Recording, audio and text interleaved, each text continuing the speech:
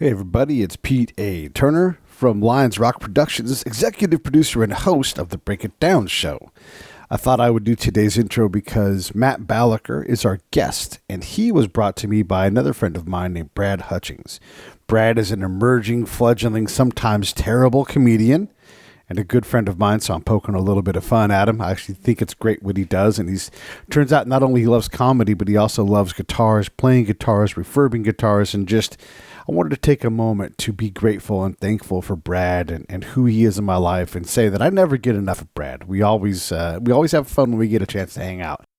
Brad introduced me to Matt Belaker, who's a comic, he's a writer, he's a former investment fund manager, has a gorgeous wife in a gorgeous part of Southern California, and he also has a passion for writing. And he and his friend, Wayne Jones, who's also a stand-up comedian, wanted to write a book honoring Greg Giraldo's life, and they did just that, and that is what this show is about. That book is called A Comic Story, and obviously it's about Greg Giraldo. For those of you who don't know somehow, first off, if you don't know who Greg Giraldo is, stop what you're doing, go to YouTube and watch him roast anybody. Watch any of his stand-up routines that are on there. They're wonderful. He's truly one of the best comedians of the last 10 years. Unfortunately, we lost him to addiction. If you know who Greg is, then you should definitely go to YouTube and re-watch some of your favorites, because you know as well as I do how brilliant Greg Giraldo was. Standard things: rate, review, share. These things help the show grow. I swear I'm going to get new t-shirts up on the website today or tomorrow. If I have enough time, it will happen.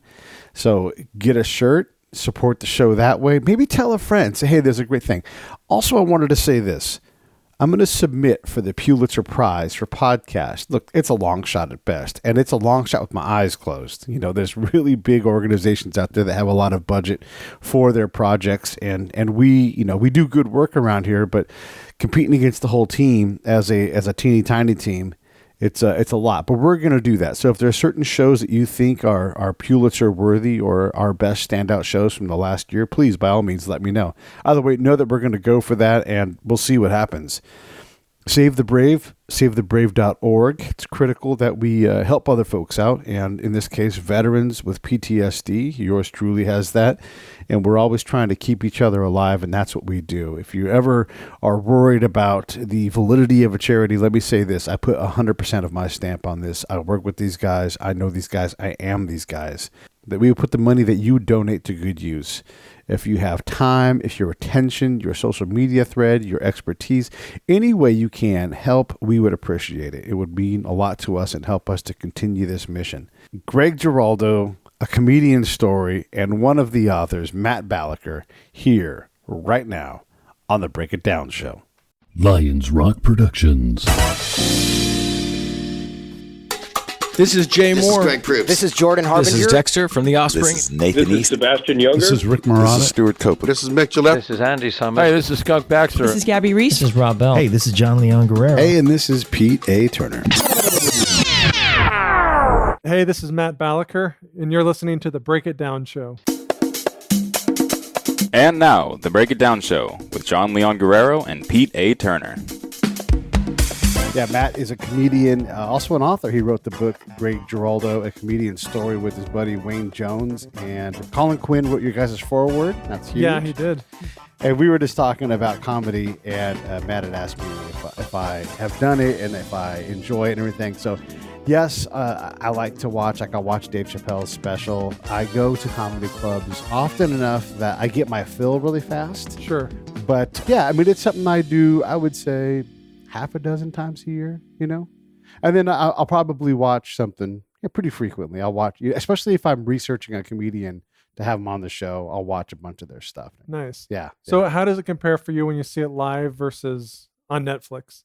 So my problem is that I've been behind the curtain. Uh-huh. And, like I was listening to some Greg Giraldo on the way over, and I'm like, set up, punchline, set up, punchline. And so I can't not see that now that I've seen it. It's really hard. So like Dave Chappelle, so it doesn't happen to me with him. Joe Rogan oftentimes gets me to not pay attention to those things. But like someone really good, like Anthony Jeselnik, I don't dislike him, but I don't get the same level. So I'll watch, I'll be having a good time, but I hardly ever uproariously laugh, You've become like Lorne Michaels. I don't think he can laugh anymore, he says. Yeah, I mean, because you've heard all the jokes, like here comes the misdirection. I already know, and like so, unless I'm able to suspend that, and I don't know reliably how to do it, and I'm not in any way saying that the comedians aren't great. I saw Chad Prather, was the last guy I saw live, with a bunch of other redneck blue collar comedy kind of thing. They'd all work with all those guys, and they were all funny, and the crowd was great. They were laughing, but again, I'm a pro, and I've been around it too much. So yeah, like I go see Jay more because he's a friend of mine, and I've seen the act and I know it, so it's like it's funny. I have a great time, right? But it's not something that I can spend much time on anymore. Again, because I'm like Lorne Michaels, and I've been around too much of it to be surprised enough by it. Well, now you can just read books about deceased comedians. So tell me about your comedy career, though, before we go into Greg and everything. Hey, this is Pete A. Turner from the Break It Down Show, checking in real quick to ask you this. John, Scott, and I all support Save the Brave with our time, our location, our effort, and our money. Each month, we give a small amount. Do the same with us. Go to SaveTheBrave.org, click on the Donate tab, pick an amount that you want to come out each month, and they will handle all the rest. I stand behind these folks. Thank you so much. Let's get back to the show. So tell me about your comedy career, though, before we go into Greg and everything. Sure. And thank you for calling it a career. Very generous of you. Well, look, even if it's a passion, it takes... No, I've made thousands of dollars in it. So, I'm big time, Pete. Yeah, you're big time. But even if you get up in front of a crowd for no money and you're just doing an open mic or whatever, like that's not just an open mic. You're out and you're doing... It's like I don't know. It's not a hobby. It's something more than that. Oh, yeah. And I've done it long enough where you kind of got your frustration, or it's like the initial thrill. Yeah. You'll never get that again. But then it's really about crafting an act and being able to appeal to audiences who have no idea who you are. Yeah. And then it's about building an audience. But I think the first time I ever did it was in the early 2000s. Okay. When I was working at the Conan O'Brien show. I was interning at the Conan O'Brien show. And I did it sort of on a dare. Yeah. Because this other guy, Seth, and we went to an open mic, and pretty much everyone there had some comedic aspirations. It tended to be more sketch writers that gravitated towards the Conan show, but there are plenty of aspiring stand-ups. And I never really thought I wanted to be a stand-up. It just, when I saw that open mic, it was kind of like, oh, this isn't that impressive. I mean, it was, because I'd gone to the Comedy Cellar a lot, and I'd seen people like David Tell and Colin Quinn and Greg Giraldo, and I thought, okay, that I knew I couldn't do. Right. When I saw these open micers, I was like, yeah, I could craft a joke. And so I worked diligently that week, putting a few minutes together. And I also had gone through like a bad breakup. So you kind of have that like animosity in your head. Yeah. You have a source of material. Yeah. And then fast forward a week, Seth didn't show up, and I did it. And they just called your names out of a hat. And randomly I was the last person out, but no one was paying attention to me except for the lady who ran it. And I got through my material, and she's like, oh, how long have you been doing that? Was really good. And I was like, oh, that was my first time. And maybe she says that to all the girls. I don't know, but I was like, oh, well, thank you. She's like, well, you look good, and you had some funny jokes. And then I think I did it once or twice more, and then I got into improv comedy. I went back to LA, and that was fun, Pete, but it got so exhausting. Tried to coordinate with other people. Oh, wow. And then I came back to stand-up a few years later. So that was probably like 2003 or 4. Yeah. And then from there, you just keep working it. Then I think a good tip for any listeners or people who have a desire to pursue stand-up is run a show.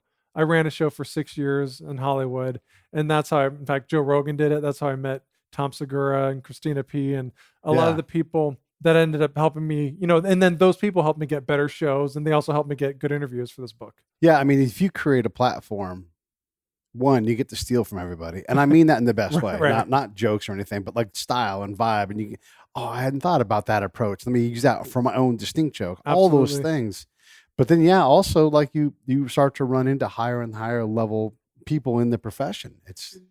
You're giving them something. Yeah. I mean, it's like if you have a podcast platform, you're giving them an opportunity. Whereas like if I was just a fan of Joe Rogan and said hi, he'd probably be cool, but I wouldn't have had any way to help him. Yeah. Right. So now I did.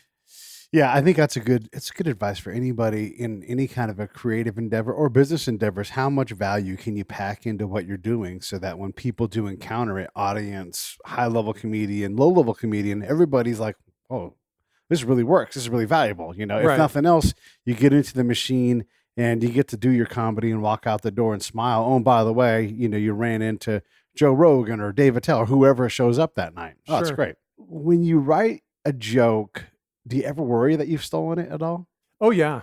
Yeah. I mean, not when I'm writing it, because I would never knowingly Right. Yeah. take someone's joke. But there's, like, for instance, I have a patent for a exercise device I created with a friend of mine. Is it a jump rope?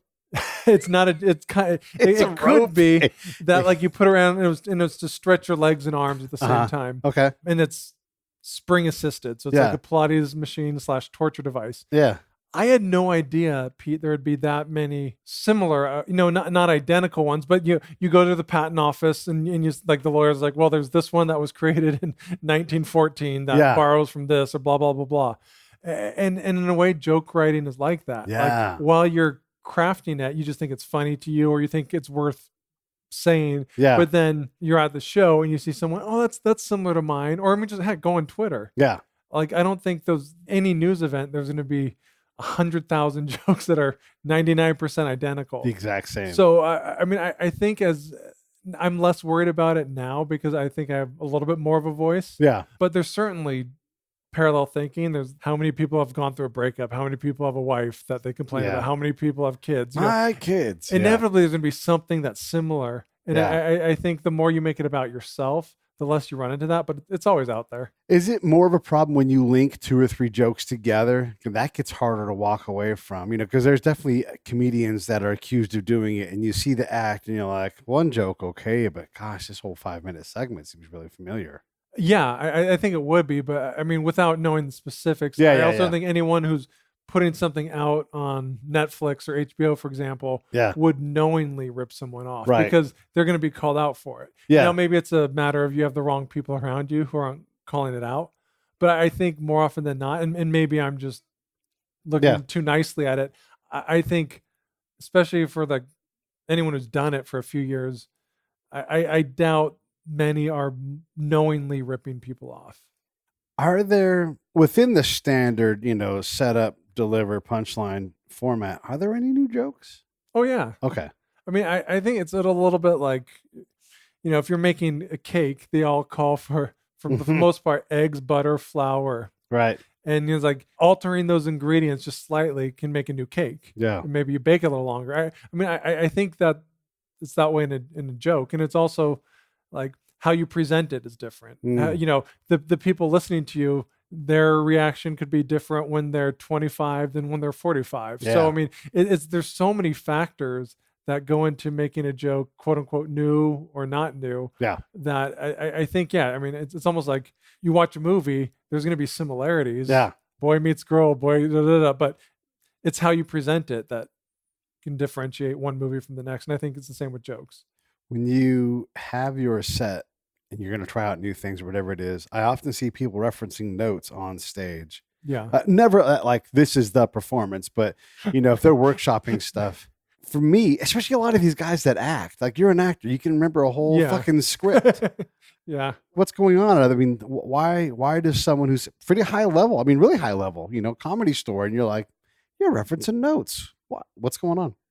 It's sort of, I mean, like LeBron James has to work out at a gym too. Yeah. I mean, it just, they're not going to know exactly what they want to say until they're up there. And sometimes they might riff off of an audience member. And this has happened to me a lot. Yeah. Where you have a structure and it kind of throws you off your structure, what you want, because you don't want it to sound like you're reading from a script. But if you're like Neil Brennan, for example, like at the Comedy Store, you might be preparing for a really highly paid show in 2 months, and you got to work that out. Yeah. And if you don't, you're doing yourself a disservice. So that's why you put the set list on the stool with you. So you look at it and say, okay, I gotta remember to do this joke, this joke, this joke. Yeah. Because without that, it's very easy to fall victim to, I'm having fun with the audience, and then I'm going to do this joke I've done 14,000 times before because I know that people will like it. Yeah. So I think, I mean, I get, or maybe they're just lazy. I don't know, but I think it's a way to help work out new material.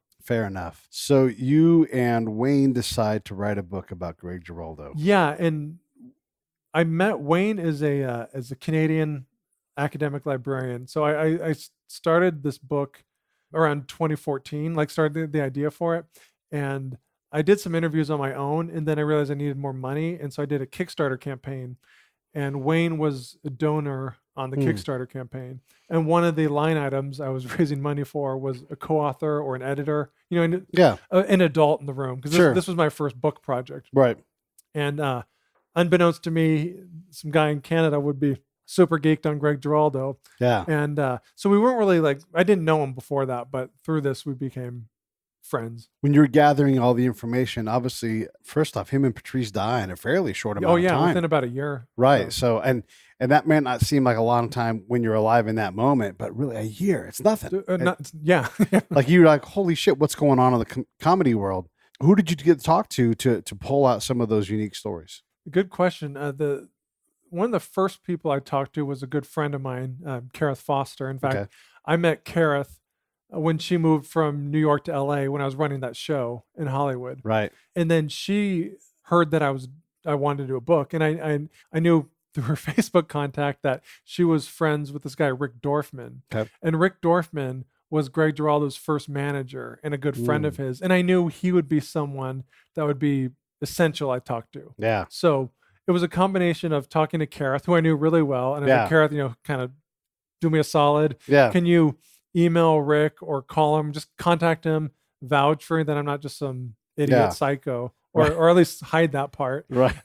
But then I also knew enough. I knew many people. Like I knew his friend Jesse Joyce, who opened for him. I knew him a little bit because I did a few shows with him. And then there were other comics. I like, for instance, this guy Brian Scalaro, who we didn't interview for the book because he knew Greg, but they weren't super close. But Brian knew people that were really close to him. And he lived in New York for like 20 years or something. So it was just fielding your network. Yeah. And then I think one of the big dominoes that I got from Rick Dorfman was getting in touch with Marianne Giraldo, which is Greg's second wife, but the longest tenured, because he had a brief marriage in his early 20s. But Marianne was not a celebrity, and obviously saw a side of Greg that fans didn't. And being the mother of their kids, she gave a perspective that was super important, Pete, because she was like the third or fourth interview I did, but the one where there was no fanboyish. Yeah. I mean, obviously she respected his comedy. It was clear she loved him, but she talked about his pains and his struggles in a way that gave so much texture to the story that I was like, damn, I'm glad I interviewed her early because her willingness to talk to me definitely shaped how he's told the story. Yeah, she informed you. That's great to hear. He is a comedy and a tragedy at the same time. And people who suffer from addiction, whether they're full-blown addicts or just, unable to get control of most of their life, they wreck everybody around them. It's like the one thing about that disease is that it manifests in everybody else. You give them the waste of the disease, and it's just, you're like, I love that person, but arm's length, or, I used to love that person, but fuck them. And it's or you're like, in my case, I was like, I love his comedy. In my head, I was like, it would have been fun to like be friends with him. Yeah. And now I'm like, no, maybe not. It depends like how close you are, because you really open yourself up to getting hurt when you're close to someone with those issues. Right. And they're going to hide that. They have to protect their issue to be able to continue to live the way they have to live. It's a tragic way to have to be. But then also you couple that with his obvious comedic brilliance. I mean, he's just fucking hilarious. You know? And it's 9 years after his passing, and even topical material he did based on news events, it has legs now. Yeah. I mean, there are going to be some, like maybe when he's talking about texting, that don't hold up as well, but damn, I mean, to have that kind of mind. Yeah. And comedy is a lot of jokes are very ephemeral. They're not intended to last decades, but he was so good at it that it was almost like second nature, I think. Why was Beethoven so good at the piano? I mean, I think some of his instincts were stronger than the average bear's. I think that's what it was. Is like, I see this with some comics. They can take a news event, for instance, and find funny things in it pretty quickly.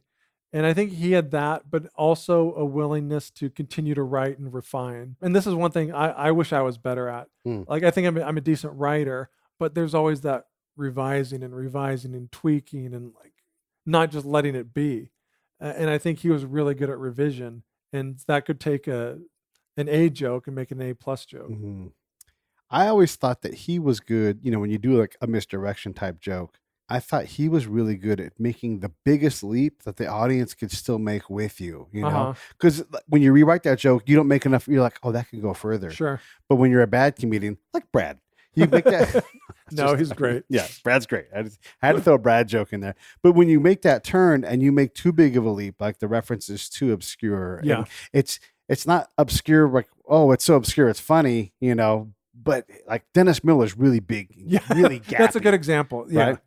And I mean, I'm a fan of Dennis Miller's comedy, but I remember seeing him in San Diego once, and so much of it was over my head. And I was just like, and I think that was one thing that differentiated Giraldo from other cerebral comedians, was just that he still made it about the audience. It wasn't like, I'm going to throw out all these obscure literary references to show you how smart I am. It was more based on, let's have a good time, and I'm going to conduct that good time. Yeah.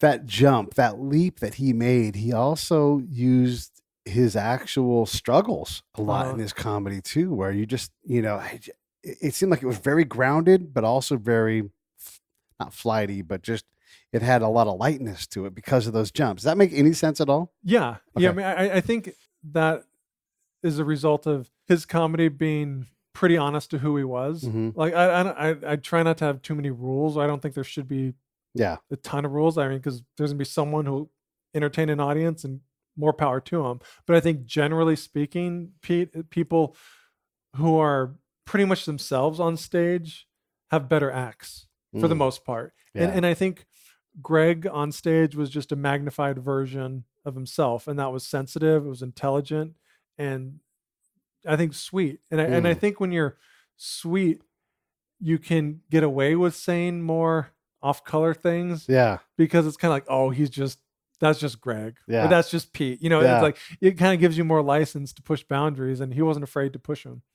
He definitely was not afraid to push boundaries. Do you think, do those comedians get together, the ones that really push things, fill in the blank, there's so many of them that do it, but like socially, I guess like, Dave Chappelle, he'll push, and he'll take people and make jokes about how they get offended and try to offend them at the same time, which just amplifies the joke. Do guys like Dave and Greg and, gosh, I don't know, there's so many of them that do that, but do they all need to kind of be together and to kind of like, oh yeah, watch this, and they're trying to one up each other? Or? I think there's a lot of that. Yeah. Like, that was pretty evident on Tough Crowd with Colin Quinn. Right. Greg was a regular, but he was a regular with like Judy Gold and Nick DiPaolo, Patrice O'Neill, Keith Robinson, like Jim Norton, these really well-established, funny New York-based comics. But then it was competitive. Yeah. So they'd go out, and it was, in a way, it was their laboratory, their testing ground to throw out material. Right. And I think it's almost like you might want to have the best shot in basketball or something. Right. It's like you're trying to impress your friends to an extent, but each one of them helped push the other to a place that I don't think they would get on their own. Yeah. Yeah, you need to have that moment when Brian Wilson hears the Beatles and then the Stones here, and they're like, well, they're all trying to one up each other and find these same things. I cannot think of the comedian I'm trying to think of, the guy that got into trouble with the Me Too stuff. Very, very edgy. He always pushes it. Had his own show. Owen Benjamin? Nope. White guy, middle-aged, white, doughy, very self-deprecating. God, what the hell is his name? He's huge, and he's just now getting back into the swing of things. Louis C.K.? Yeah. Okay. Yeah, he's also like not afraid to push boundaries, and they've all got to find their thing. But when did Greg figure his voice out, do you think? It's a great question. I think probably in the early 2000s, like probably around when Tough Crowd started. Okay. And I think maybe Tough Crowd helped fine tune his voice. So if I had to put a date, it'd say 2002, 2003. Right. February 12th, 2004. That's the perfect time. But when he started out, and Jim Gaffigan, who we interviewed in Greg Giraldo, a comedian story, said that when they started out doing open mics together, Giraldo wanted to be like Brian Regan, sort of approach, in a way, kind of the mold of what Gaffigan is. Okay. And Gaffigan's definitely his own comic. Yeah. But Gaffigan, by contrast, wanted to be more like Dave Attell, who was a little more ballsy and brash. Yeah. And that was kind of what Giraldo became. Yeah. Or in his version of that. You can tell he was influenced by Attell, but it just kind of shows they kind of crossed like an X. Yeah. And helped find their own voices. But even when you find your voice, you're always going to be influenced by someone ahead of you. Can you be a comedian at that level and live a healthy life reliably? I mean, like, look, I'm not saying they don't. So. I don't know. I mean, it just seems like it's so hard for them to do. I think, most well-adjusted people don't want to get on the road 45 weekends a year. Yeah. Leave their family, go to some shithole club. Yeah. And maybe entertain a few hundred people if you're lucky. Yeah. And then you have to do it. Then you travel in the airport. I mean, yeah, it's one thing if you're doing stadiums and you're flying private jets and stuff like that. But why would you want to do that if you're well adjusted? Yeah. There's other. I mean, even if you have those talents, you could write for a television show or you could have a podcast. I mean, there's other ways. So in a way, it's kind of a strange. And it's sample size. Even if you play those stadiums, you were on the other path. You were out grinding. You were playing the Comedy Sub and then the Yuck Center and the Giggles and all these places. And yeah, you have to go through that whole thing. And you don't know that you'll come out the other end and be able to just. There's so few comedy. What's his name? Mike Belzer. Is that his name? Mike Belzer? Richard Belzer. Richard Belzer. Yeah, okay. Hey, I don't know if he's not a comedian anymore. He's an actor. Right. And so he's completely converted his life. Or like Steve Martin. I mean, there are examples of people who start with it and then migrate elsewhere. And they do something else, or they get big enough that they can do only the projects they want to do. Joe Rogan doesn't have to do any specials. He doesn't have to do anything he doesn't want to do. His podcast he's a podcaster now with a side gig calling fights. And then you want me to come, but only on his terms. He doesn't need to do it. Yeah, but it's an interesting psychology because he'll still be at the Comedy Store at 11:45 on a Wednesday. Yeah. Working out stuff. So I think it's a calling. It's sort of a vocation. Yeah. Because it's like if you don't scratch that itch, you're not going to be happy. Yeah. But when you do it, when you keep scratching it, there's going to be some blood. Yeah. I mean, it's an odd compulsion. I don't think it's like climbing a mountain. Yeah. Yeah. And it's one of the few jobs where you can be fairly, you can have very limited success, but be very well known.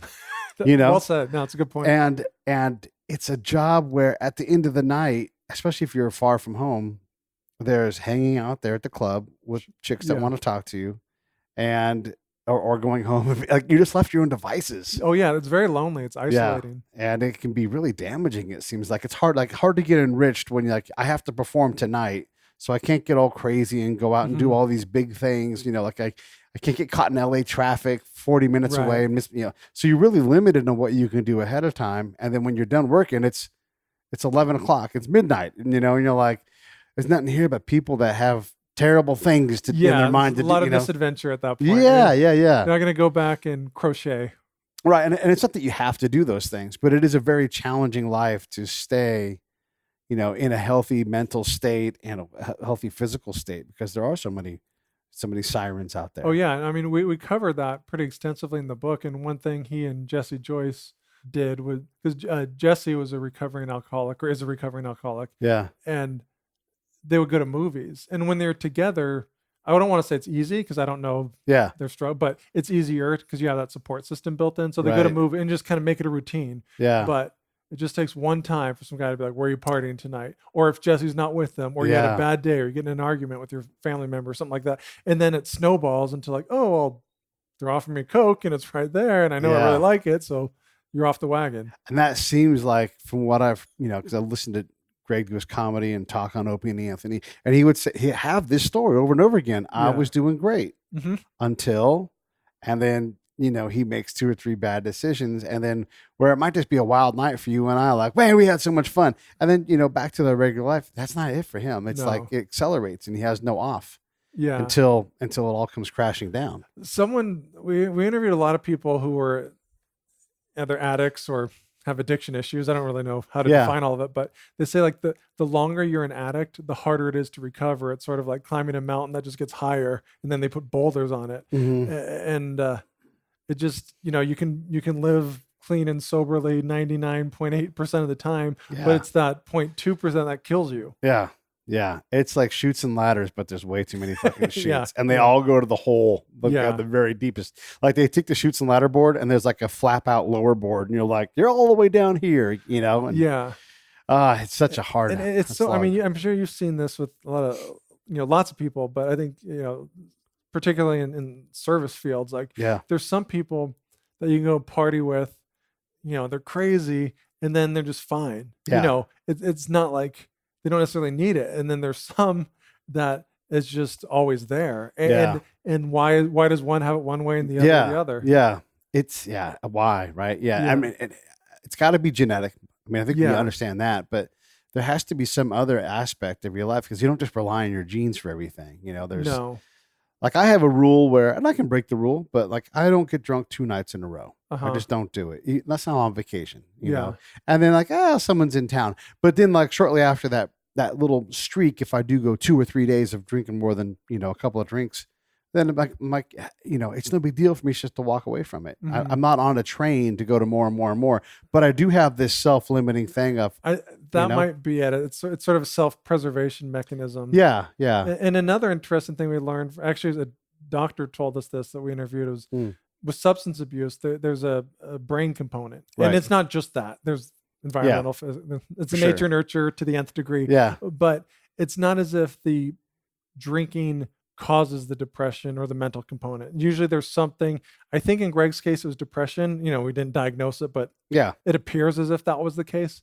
And then, so you take booze or you take pills to medicate your depression. Yeah. And that's the sequence, not I partied too much and I felt bad and then I'm depressed. It's like, no, the depression was first. Yeah. Yeah. And if it goes unchecked, right, you get real hopeless and forlorn and all those things. When you're talking to the people that know Greg as we're getting to the end, and he had just had he's like, nope, I'm good now. Right. Like he had just turned it around again. And then, but he hadn't.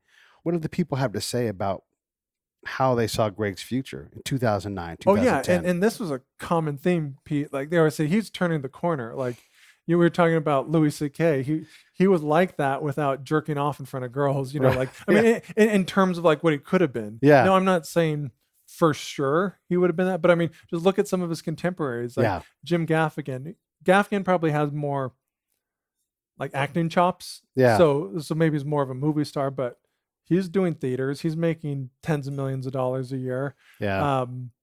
Mark Maron, huge podcaster. Yeah. In 2008, he wasn't as big of a name as he is now. Mm-mm. Even Joe Rogan. Yeah. I mean, again, Rogan's, they're all different, but I mean, these are people who will now, I mean, we interviewed these folks, like they'll talk about how good he was. Yeah. And so I think as more platforms emerge for comedians, whether it's Netflix, Hulu, Amazon Prime, whatever, podcasting is a clear one, there would be more people that would have seen him.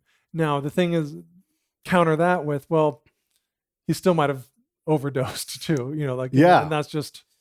Well, yeah, that's my follow up is was this inevitable? That's a great question, and it depends who you ask. Like, did a podcast with Jesse Joyce, and he mentioned like the weekend he died, he didn't have like victim's remorse, or I'm sorry, survivor's remorse. Yeah, but he was originally scheduled to be there, but then he got a headlining gig in Canada or something like that. Yeah. So Jesse, understandably, went to that. Yeah. And what he said is, I'm confident he wouldn't have died that weekend, right, if I was there. Yeah. Now, so if there's enough of that, maybe, and it did. Yeah. I mean, and for the most part, he was in a pretty happy place. But it's like you're happy, and then you're off a cliff. Yeah. So that's the thing. Like in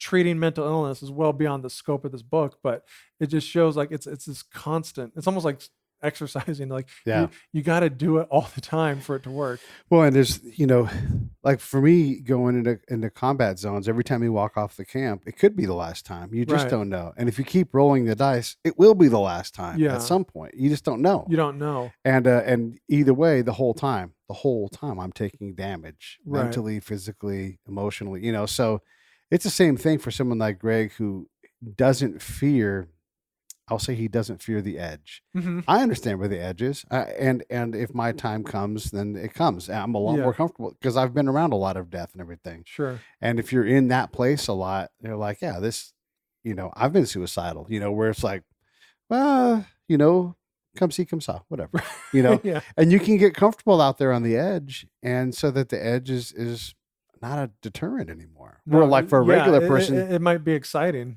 Yeah, it might be exciting. It might just be like, there's just no point not going over here, because I always come back, and I don't want to make it like he's a autoerotic asphyxia guy, but kind of, yeah. But I mean, like, yeah, you play with that, you play that game long enough, and it can, like, what happens if he does survive, and in 2015 someone hands him a bag of fentanyl? Yeah, because the not that anybody would purposefully do it or whatever. Sure. But it's just, that's the environment you're in. Like, these things happen to people that consume drugs from, heck, even regulated places sometimes have fentanyl in it. You're like, holy shit, it's all, so you make these choices that open up that gate of death. And it's hard to see a way out of it if you're not able to, I don't know, maybe if you got a different job, like what if he did get on a network show, and I think there's more accountability in those. Yeah.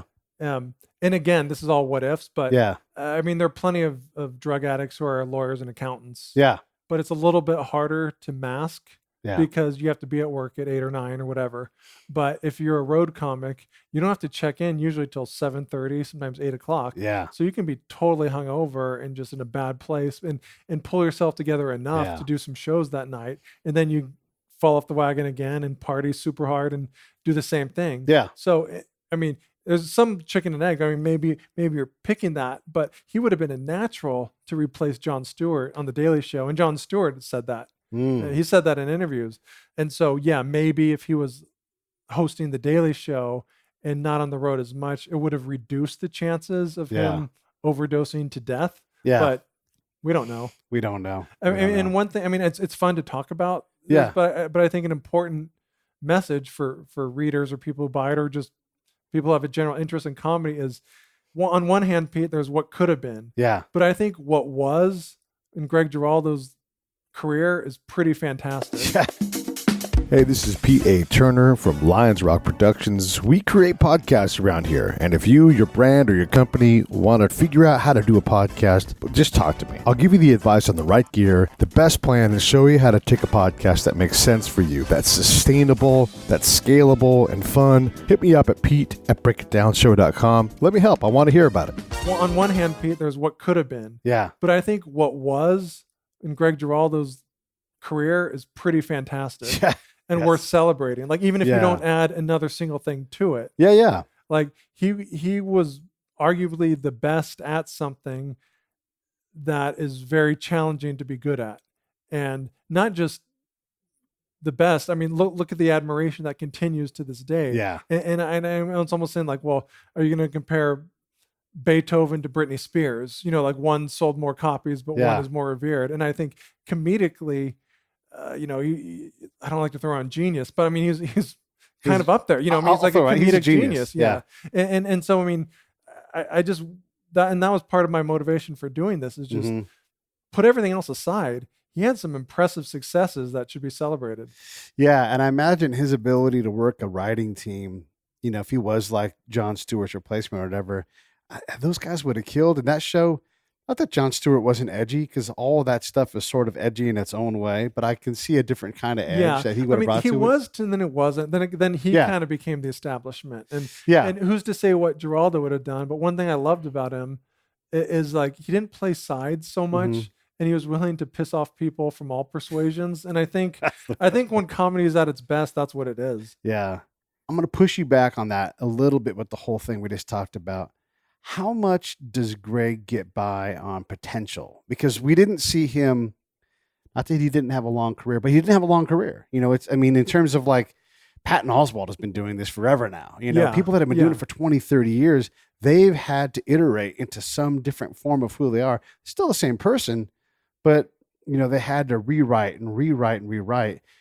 Did he have that capability? Does he, because he dies with so much money on the table, do we give him extra credit for his genius as early on? There's probably some of the like Kurt Cobain aspect Yeah. of it, where it's Yeah. like, what if Eddie Vedder died instead of Kurt Cobain? Right. And like, I mean, I think we still respect Eddie Vedder now, but he's not as revered, or like Right. Jimi Hendrix or something. Yeah, like yeah, that. right, for sure. Janis Joplin. I mean, there's sort of a romantic storyline about Yeah. this 20-something Yeah. genius. And in Greg's case, he wasn't 20-something, but comedically he kind of was. Yeah, yeah, for sure. You know, I mean, he was 44. Yeah. So it's like his best years were probably ahead of him. Right. And so, yeah, I think there's a little bit of that, like, you know, over appreciation Yeah. of the fallen.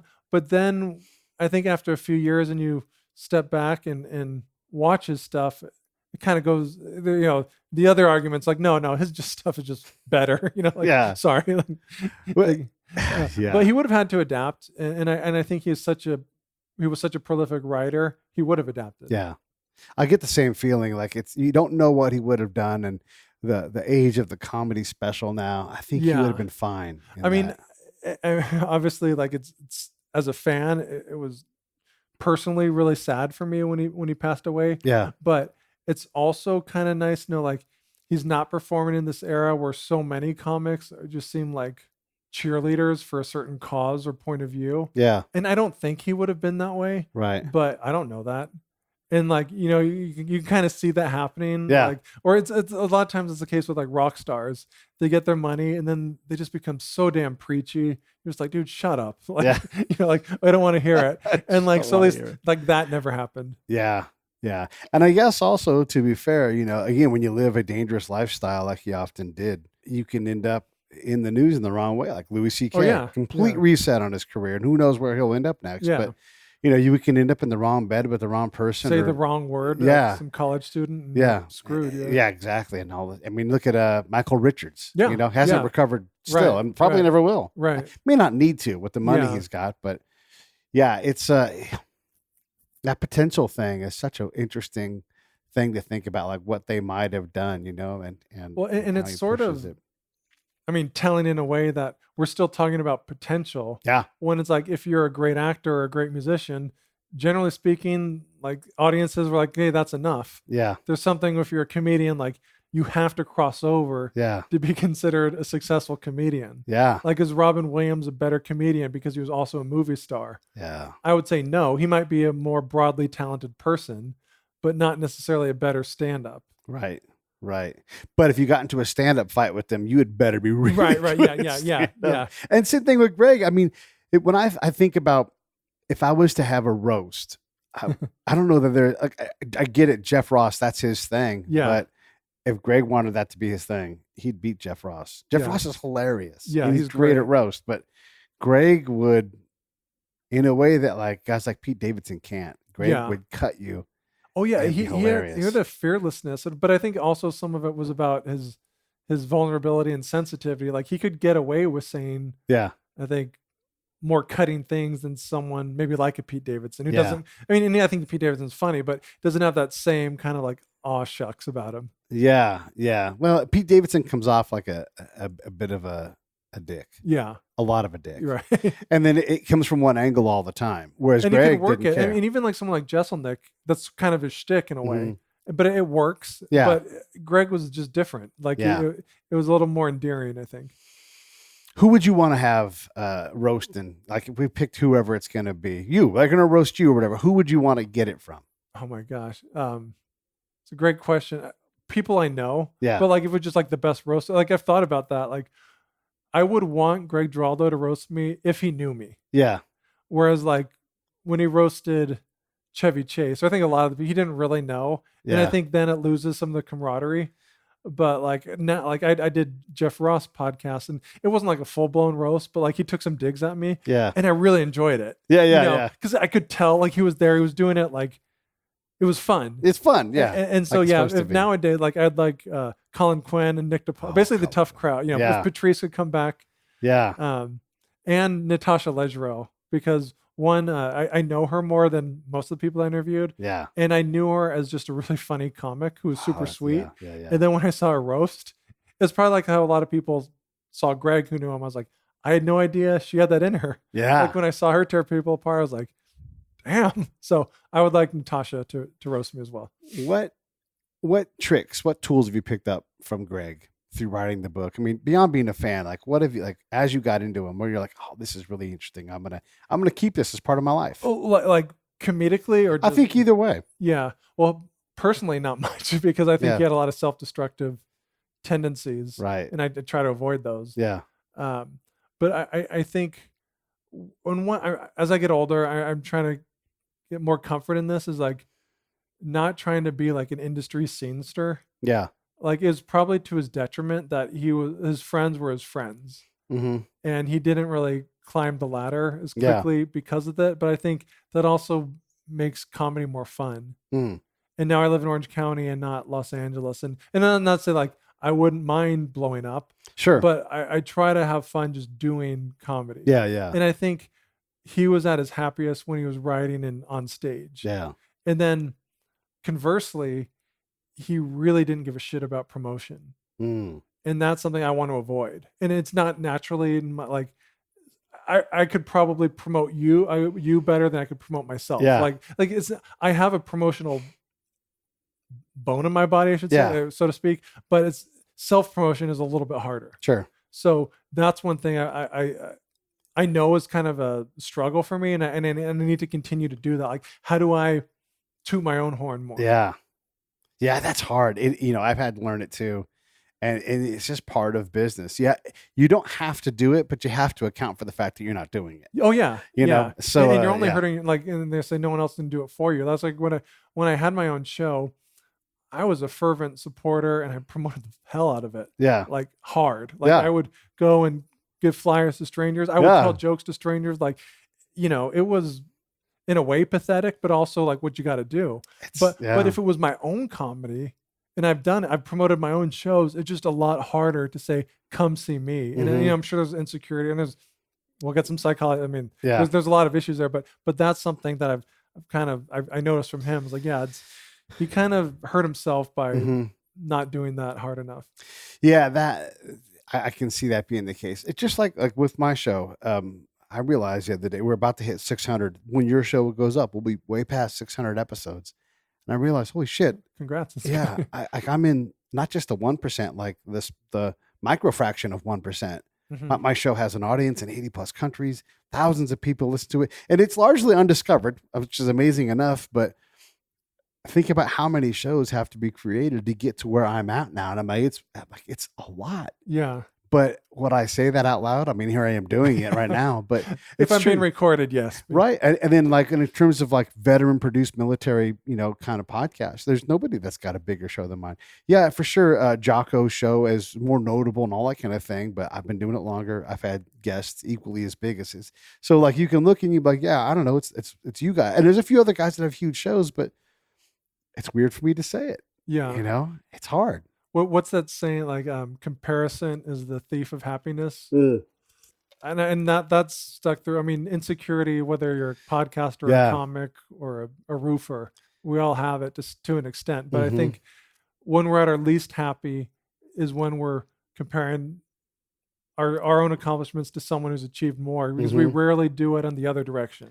Bono has this line about insecurity, like I'm just insecure enough, and I think this is absolutely true for comedians, where you're not so afraid you can't do it, but you're so afraid that when you do it, like it only because of your insecurity can you go on that stage and be what you are. Yeah. Because you want to prove to other people, and you're never sure that you're good enough, so you're always and so all of these things make you better and better because you're just you're just unsecure. That enough. Bono may be onto something. Yeah. Right? He has a bright future. He might have figured something out. If you were to add in a chapter that was Greg post-mortem, what do you think he would say? Of him interviewing? Yeah. Like if you would, he had his chapter, like it's, 2011. What would he want to write? Why'd you spend so much time doing this book, Matt? I think that would be, No, I think he'd probably want to focus on aspects that didn't involve comedy, aspects of his life that didn't involve comedy. We do a good job of covering the relationship. I mean, we do a good job of covering the love he has for his children and the relationship we had with them. Right. But obviously they're not the subject of the book, and that was never the intent. to make them that. I could see him wanting to do that. He probably had certain passions, like boating, for instance, was a really big hobby of his. He probably would like to talk about that. I guess my way of answering this is there were non-comedic elements he would probably want to discuss. And I think just judging on how he reacted to some people who wrote about him in articles, he would be appreciative. Because he always seemed really nice to those who took time to write an article about a show. So I think he would appreciate the gesture, but he would deflect it in a way where it would be, almost like a mini roast in a way. Like he wouldn't just be like, I deserve this book. I mean, he would, there'd be a lot of kind of self-deprecation, I think. I can see that. And when you think about someone, post-mortem, if they're looking back and they really can't influence anything, what would they really want to say? That's a great question. Yeah. Like, the jokes don't matter anymore. Like, these are my last 200 words. What would you want to write? Like, what do you think he thought about, when he does his last stand-up? If he would have known, would he have done something different? He wouldn't have taken OxyContin. I don't know, because in his last stand-up, when we interviewed people who were at the show, he talked a lot about dating, but also going through separation. He wasn't divorced yet, but they were going, in the process of it, and it was clearly on his mind. So part of me is like, no, he would have been happy with that because he was true to what he was going through at the moment. But then if you knew that was your last show, you probably would have had more fun, or but I don't know how his angle would have changed. He probably would have changed his material up, knowing it was last. So, but that's a good question. We'll have to ask him. On the other side. We'll have to ask if you can get Giraldo on, please do. I'd like to hear that. I've actually had 3 dead people on the show. Wow. And I mean 100% for real. So one was Mike Day. He was shot 27 times in Iraq, died twice, and then just kept on living. What's his current status? Alive. Okay. Yeah. But 27 times he was shot with any variety of weapons you want, like AK-47s, 9mm, blown up by a grenade. He killed everybody in the room. He died at one point. I'll say died because like he passed out, but somehow he reanimated. And they had put a bullet in him under his body armor, bam, point blank, just to make sure he was dead. So they gave him a make sure he was dead bullet, and then he came back and then shot the other 2 dudes and then walked out and then died again on the airplane, and they revived him. So he's been dead. This guy, Josh Montz, he starts all of his speaking gigs by saying on, whatever, 2008, I was shot and killed in Iraq. He was dead for, ready?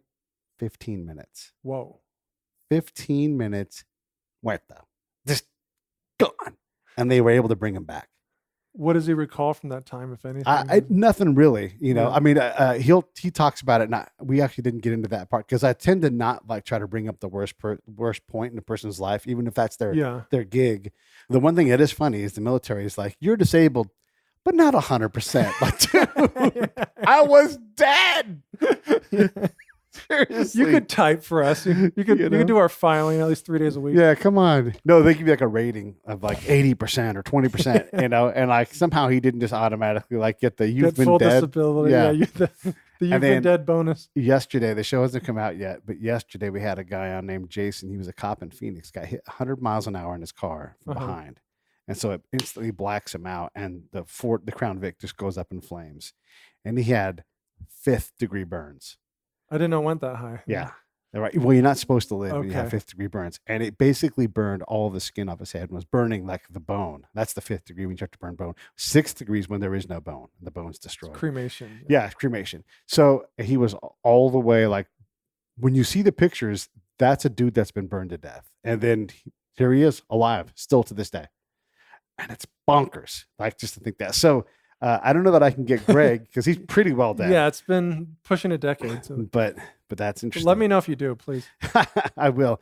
What's next? I mean, like, you want to write more books like this, or what do you want to do? I do. Like, we're in talks, Pete, to do a documentary and/or a movie based on this. So that means it'll for sure happen because I said it. Yeah.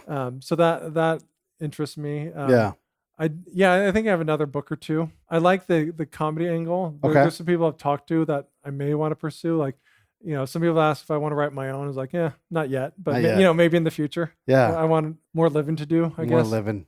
But especially working on the audiobook, I could maybe see a time where you just do an audiobook. Yeah. But then in order to do that, you have to write it down. So May as well. It's painstaking, but the money also sucks. So it's a perfect. Hey, and you're right. Like taking all of that work to talk to all those people, some of them being convinced, deciding when enough is enough. Because I'm sure you guys could have kept going. Oh yeah, it's never ending. It's ridiculous. I've got the project just like that, where I'm like, I cannot take any more of your wonderful story. I don't want any more. Yeah, it's such a, and then you have to put it into something that's cohesive and makes some fucking sense. You know, how much self-doubt when you wrote it? On what? On like, am I doing this right? Am I doing this justice? It's more like when wasn't there self-doubt? Right. Okay. I mean, good. and the thing is, there were moments where I was like, "Oh, this is really good." Like the information was really good. Yeah. But then it's, am I presenting it properly? Yeah. And then, gosh, one of the best things we did is we hired this woman. It's in it. Dorothea Halliday. She was our primary editorial editor. Like we had other like Dorothea Halliday, general editing. The first version we sent was so quote heavy, and one thing I almost wish I would do now is just have more indirect quotes, but nothing's perfect, Yeah.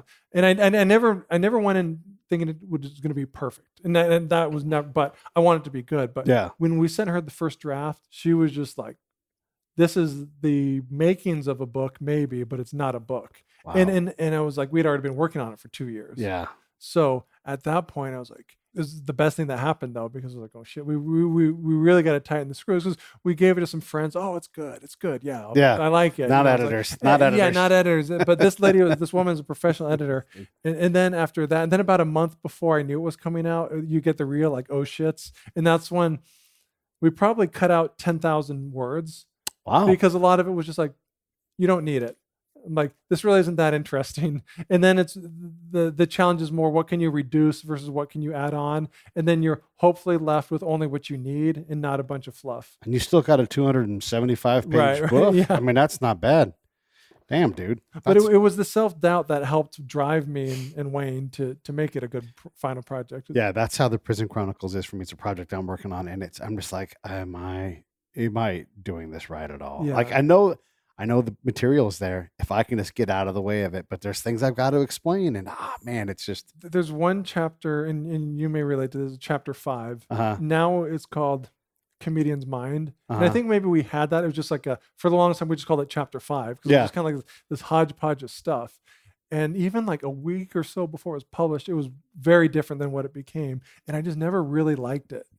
And because it just didn't fit. Like I didn't really understand like, where's the beginning, middle, and end. Yeah. But I didn't know how to improve it. And so we probably sat on it for almost a year, maybe longer. And then we had some interviews with people at the very end. And then it became something I really like, because now it's more about the psychology of comedians in general, with interludes about Greg Giraldo. Yeah. And it makes sense, but it didn't for the longest time. And I was really shitting bricks on that, just because I was like, what's this one going to be?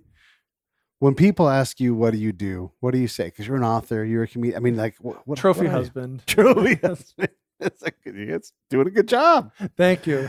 Yeah. Well, I'm a writer, comedian, right, and standard consultant. I've worked in investments. I managed a fund for a while. I worked helping manage. But what do you say though? You go to a party. What do you say? I usually say comedian, or I'll say. Do you feel bad about saying comedian? Yes and no. Yeah. Because sometimes, like a lot of times, I don't know if I feel bad. It's just like I don't want the next question, like, tell me a joke, or is that hard? It's like.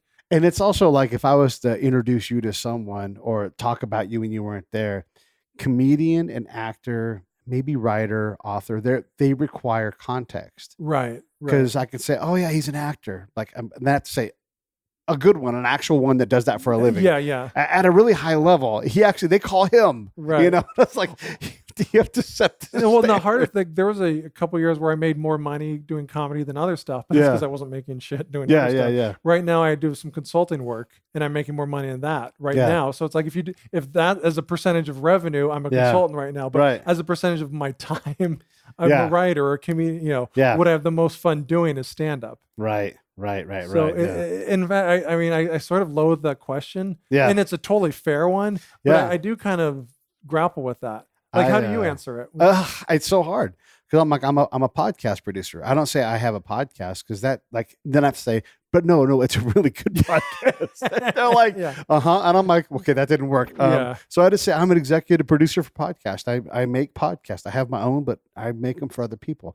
And that's what I say today, but I don't know that that's exactly, and I don't want to say I'm a storyteller. Yeah. I don't have an ascot. You don't have the elbow patches. Right. Yeah. Well, listen, that's been an hour. I don't want to take too much of your time. I love it. You guys should buy the book. It's called Greg Giraldo, A Comedian's Story. And you know the deal. Buy it on Amazon, rate it 5 stars, give it a review because that will help Matt and Wayne sell more books. I mean, that's ultimately it. Yeah. I mean, buy it wherever, Matt. Where do you want them to buy it? But you should. It's Amazon's a good one. I mean, it's at Target, Barnes and Noble, but Amazon's probably the easiest, and I get the most for that. So and it also, and just so you guys know, if you're hearing this for the first time, that is where if you can get your book to matter on Amazon, it will matter at Barnes and Noble and everything else. It all works. And I know you guys are all around the world listening, so I appreciate that. Greg Giraldo was a hilarious dude. Look on YouTube, watch some of his comedy, and then you're gonna be like, oh yeah, I should have bought that book, like Pete said. So buy the book. All right, everybody. Thank you so much, Matt, for taking the time. Thank you, Pete. I appreciate it.